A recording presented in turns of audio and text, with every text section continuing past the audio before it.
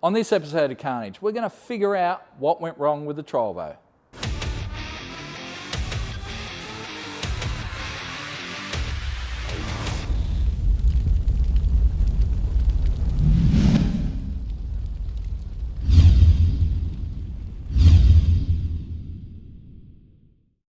So for those who watched the last Trolvo episode, you would have seen the Trolvo ran 9s. I know, it's amazing when you consider when we bought this car, it had been sitting in a dirt floor shed with no sump on it and had been like that for years. So the condition of the engine was totally unknown. And here we are running 9s with that same setup. Essentially, yes, we put a different transmission in it. Yes, we've got a Haltech ECU in it, all that good stuff. But it's a 9-second Volvo. And not only did we do it once, we did it twice with two different drivers. I did a 989, Bubba did a 993. So yeah, the car is a 9-second car. However, towards the end of the night, the car started slowing down and we were kind of scratching our head, Did we, let the fuel run down too low? We poured more fuel in it, but that didn't seem to fix it. So after Bubba ran his 993, he went out again and ran a 1011, and then I went out again and ran a 1035. The car was slowing down and we couldn't work out why. Now we think we know the answer. However, it's still pretty cool when you think about it. We did 6 runs that day, and every one of those runs, even the slowest runs, were quicker than the car's previous best of 1045. So the car is consistently quick. And I think it is a consistent 9-second runner. We just need to solve one little issue, or a couple little issues, but one major issue. And we'll go to the data log and we'll show you what happened there. So here's our data log. Well, this is a data log from its previous best runner of 10.45. And I want to show you this because it gives us the baseline to look at. And then we can look at what happened on the day when we ran those 9-second passes. So here we have our data log. We'll have Matt show you the screen in a sec. But basically, we're scrolling across here, and this was our previous best runner of 10.45. And you can see we've got the battery voltage and the RPM. So RPM, you can see we're scrolling across, it's showing it, 6.5. You can see the number up there at the top in yellow. And you can see the battery voltage is about 13.5 volts, which is totally fine. Get off the throttle, you can see it drops down there to low 13s, high 12s. And then when we're back on it for the start line, it jumps back up again. Totally fine, as you would expect, all right? So let's bring up the runs from the max performance day. Okay, so bring up RPM. There we have all the RPM. You can see up the top there, we saw a maximum of 8,200 RPM, which is plenty. And then battery voltage. And this is where things get weird. You can see in the burnout there, we're scrolling across. Everything was fine. We're showing, low 14s, high 13s in volts in the burnout. Then all of a sudden it tanks. And now we're showing 11.6, 11.5, going down into the 10s, which is not enough voltage. And this is the very first run of the night. You can see it sort of comes back a little bit there at the top of first gear, and again, top of second gear, comes back a little bit, but it just keeps tanking. And it does that run after run after run. And we didn't really notice because it wasn't one of the things that we usually check. We usually don't check battery voltage. We usually check, RPM, boost level, manifold pressures, maybe trans temp, that sort of thing. Battery voltage, we usually don't check. But maybe we should have because, it wasn't good. So let's bring up the later runs of the day or the night. Battery voltage.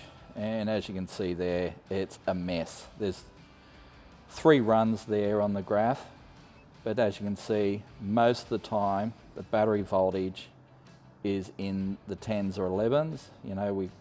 We see a little bit there, just a little bit of spike of happiness, and then bang, it's gone. And then back a little bit and bang, it's gone. And same again. It just it's all over the shop, and we're just not seeing the voltage. And we're running 3 pumps, thermofan, the trans brake takes a fair bit of amperage to run as well. All these things require power, and we really didn't have enough power to run it. Plus we had the headlights on because it's night time. So yeah, not a lot of power. And the problem really stems in that alternators don't like RPM, and we're running a lot of RPM, and especially when you're running sort of cheap copies of genuine products. Yeah, so we were running a fairly cheap alternator, just a replacement alternator. It gave up the ghost. We've called the guys at Golby's, and they said, yeah, definitely those alternators rarely last more than a year. If you want one that lasts, we recommend the Denso unit.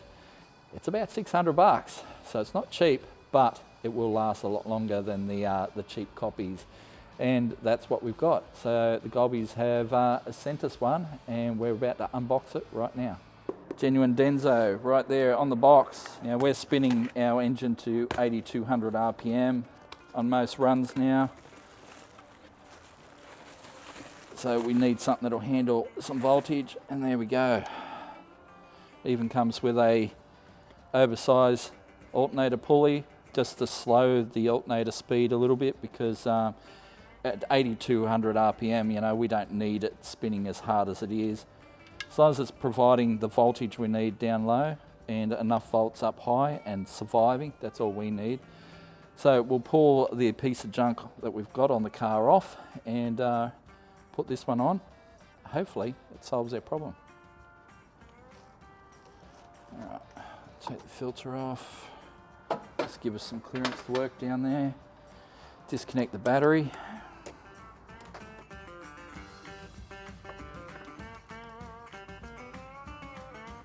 Okay, slide that off.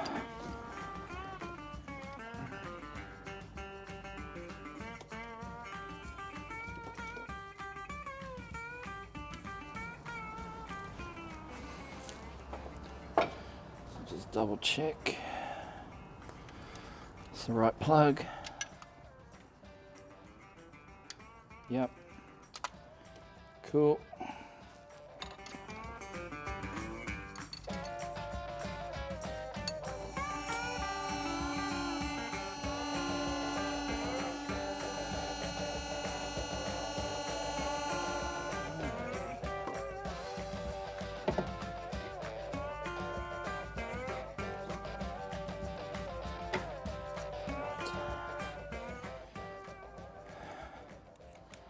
So that is the cheaper unit. I don't want to mention brand names, but yeah, it's about half the price.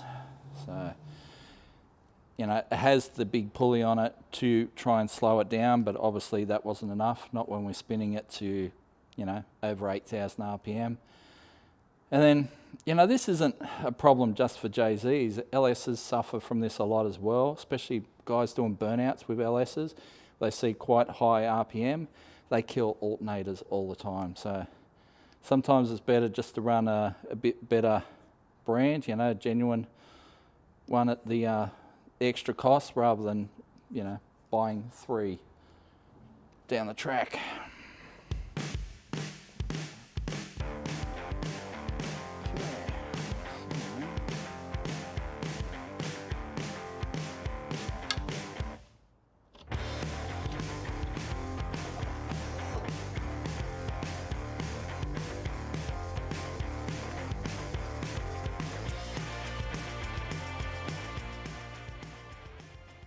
Alrighty,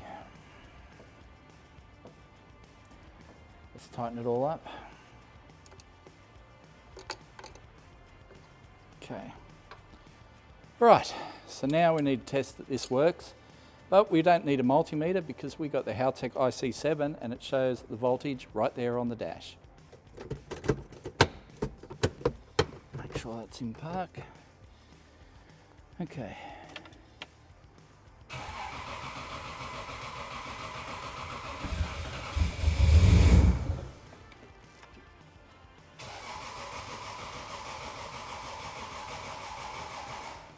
Battery's flat. See, the battery's been a bit down. because of the alternator, so we've got to use our world's heaviest jump pack to fire it up.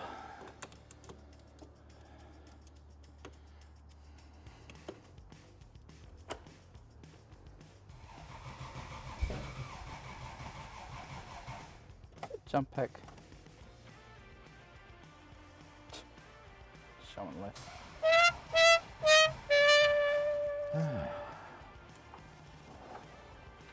Definitely charged.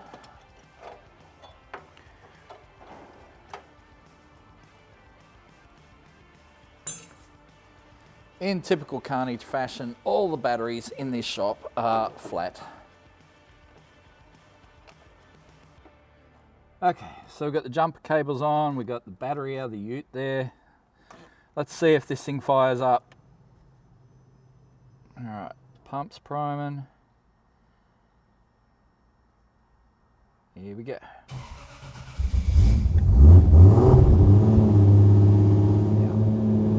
And it's charging.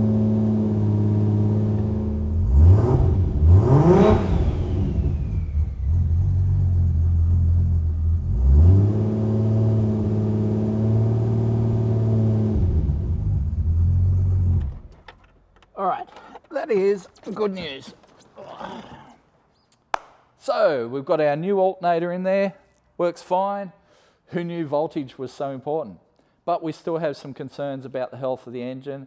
So we want to do a comp test, leak down test, cut the filter open, have a look at it, make sure those boxes are all ticked. But you're going to see all that on a future episode of Carnage.